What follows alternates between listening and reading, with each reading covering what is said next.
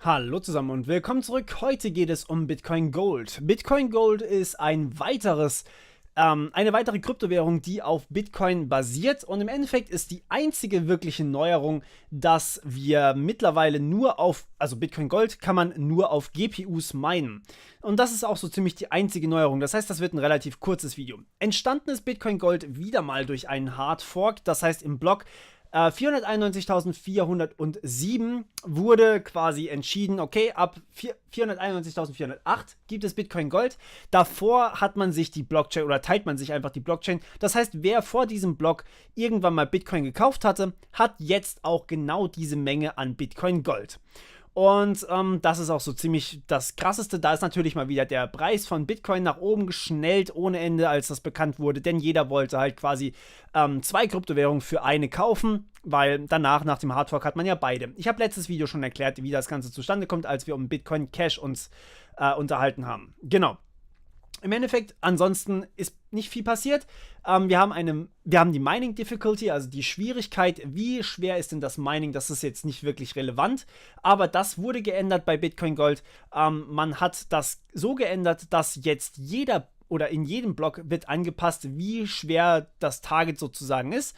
Bei Bitcoin wird das nur alle 2 Wochen angeglichen. Und bei Bitcoin Gold eben jeden Block, sprich alle 10 Minuten, weil ansonsten unterscheidet sich Bitcoin Gold quasi nicht von Bitcoin. Und wir haben einen anderen Algorithmus, nämlich es wird Equihash statt SHA-256 verwendet. Das heißt, Bitcoin verwendet SHA-256, Bitcoin Gold verwendet Equihash. Das bedeutet, es ist kein Mining mehr auf ASIC-Minern möglich. Das heißt, die ganzen Lagerhallen voll mit Mining-Geräten gehen bei Bitcoin Gold nicht mehr. Man muss jetzt mindestens seine CPU oder seine GPU verwenden. Es geht immer noch auf der GPU, das heißt, man kann halt nur keine ASIC-Miner verwenden, aber eben ganz normal weiter minen auf der GPU kann immer noch jeder. Also es ist nicht irgendwie jetzt auf einmal Proof of Stake oder sowas. Es ist sogar nicht mal nur auf der CPU, nein, es ist nur auf der GPU, was natürlich trotzdem deutlich mehr, also es gibt tatsächlich viele Leute, die auf der GPU gerne minen, und das verbraucht natürlich auch extrem viel Strom im Vergleich zu nur der CPU.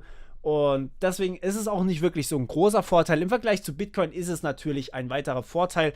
Aber ansonsten sind alle Eigenschaften von Bitcoin Gold dieselben wie die von Bitcoin. Wir haben immer noch keine Smart Contracts. Wir haben immer noch Proof of Work. Wir haben immer noch viel zu kleine Blöcke. Wir haben immer noch ein Problem mit zu vielen Transaktionen. Wir haben eigentlich immer noch ein Problem mit so ziemlich allem. Das heißt, Bitcoin Gold meiner Meinung nach nicht wirklich eine sinnvolle Veränderung für Bitcoin.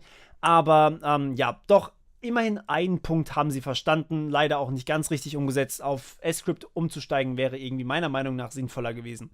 Aber gut, alles klar, und das soll es auch schon wieder gewesen sein. Wie gesagt, nur eine sehr kleine Währung, und ja, wir hören uns beim nächsten Mal wieder. Bis dann, ciao.